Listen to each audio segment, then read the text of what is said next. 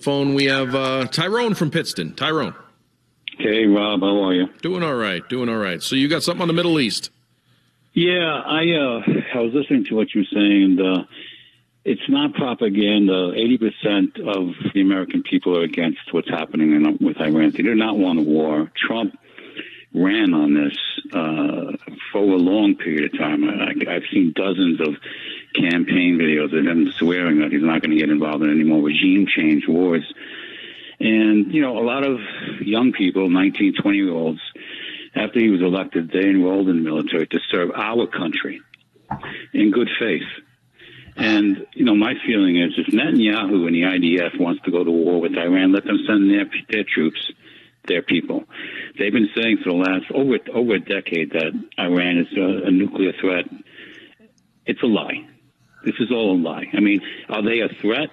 Their intentions aren't good towards us, obviously, but they're nowhere near the ability to harm us in the way that Netanyahu and the Israelis like to advance. We should not use our military to enforce the will of a foreign government's foreign policy. That's what's been happening for a long time. I mean, look at Iraq. Did we learn anything from Iraq? Weapons of mass destruction? There were none. I agree with a lot of what you're saying, but you know, when Iran gets their rhetoric up, it's death to Israel and death to America. I mean, they are targeting us as well. Do we ignore it? I'm pretty sure you carry concealed. So do I. If I'm walking down the street and some smuck is across the street threatening my life, that doesn't mean I can shoot him. Right? But if they're looking to annihilate you with a nuclear weapon, he can listen. Words and sticks and stones can break my bones, but words can't hurt me. Just because they're rhetoric, you know, that's because they're making threats doesn't justify us going in there and doing that kind of harm that they'd like to do, especially when you consider the civilian population. So what's the red line? What's the red line for you? At what point do we say, okay, we do need to do something? Do we wait till they attack one of our assets? Do we wait till they? I think that right now, you know, the last election when Trump, I supported Trump since 2016. I fought for him, and I think anybody who fought for Trump will agree that it cost them personally. You know, family relationships. It was a severely divisive time in our history. But in order to fix what's going on in America, we need to stay the course. This is going to take some time. And we're only a year or so in, and we're already seeing a number of the platforms that he ran on betraying his base. One of them is our foreign policy. We're dangling with military action in foreign countries. The Constitution matters. You know, you cannot use our military in a way that's, you know, similar to a declaration of war without Congress. You know, we have to remember the Constitution. That's what makes America what it is, our Constitution. And as much as I like Trump, I'm not going to forfeit the Constitution in this country and our future just because of a personality. You know, we need to get sober about where we're at. We're approaching $40 trillion in debt. It's just unthinkable. And the end result of that, if we haven't gone the other direction, and with last year we've only accumulated more, the end result isn't going to be good.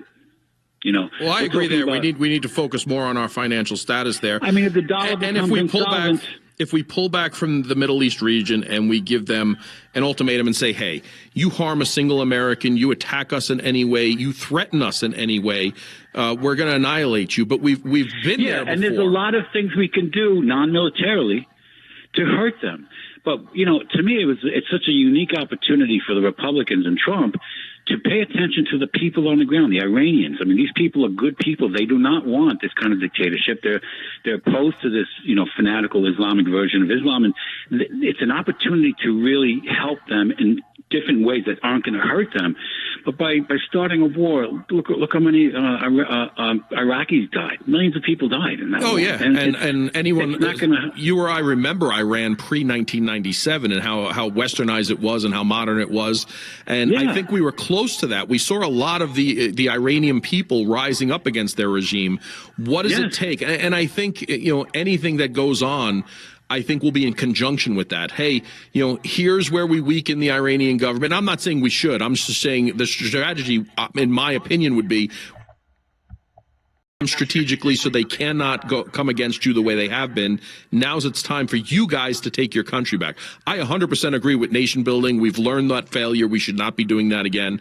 Boots on the ground. Absolutely take a moment to think about the young people, because we have an opportunity now to not repeat Iraq. I mean, think of all the veterans that their lives were devastated. You know, they went in to serve America, to protect America, and their lives are manipulated to the point of destruction. We have an opportunity now to say, you know what, enough. We've learned. We're sober. We're not going to repeat this. And I'm going to be honest with you, if the Republicans and Trump did not figure this out, if they get this wrong, they will lose in the midterms severely. And this is the sad part. It seems like fidelity doesn't last more than one term, less than a term. And it's like we keep repeating this. And when you look at the instability that's coming for our country right now and the impact it's having on the world, it's not good. It's not good. We need to stay faithful to the base, stay faithful to the principles we stood on, and stay the course, not be swayed by any foreign nation or for any other foreign interests that are going to hurt us, are going to hurt the American people. So I just wanted to share that. No, it's great insight, and it was a great conversation. I agree with a lot of what you said. And again, it's just, listen, no one wants war. I get that. Listen, if there's any major war with Iran or anywhere else, both of my children are involved in it. I get it. And there's not a war fighter out there that actually wants to go to war that I know in any real capacity. You know, there might be talk about being ready for war, but as far as actually doing it, it's a different story. And anyone who's seen war knows that. So, I mean, if anything, the Iranian regime is what they're expressing is self-preservation. They fear us. We're the most powerful nation on earth. So if we were to retract our forces from around the world and say, you know what, we're not going to get involved, no one's going to attack us. You know, there may be some kind of false flag attack to kind of provoke us, AKA 9/11. But we need to be smart. We need to be smart. We can't be as forgetful as we have been as a people. It seems like every few years, Americans they have this, it's like they're cursed to forget history. They forget, even recent history. They just forget, and they go with the moment. And I think you're dead right there. It's going to be detrimental to our country. You're absolutely dead on point there. Tyrone, I appreciate you calling in. Thank you. All right, Rob. Thank you. Thank you. It's 5:33 here at WI.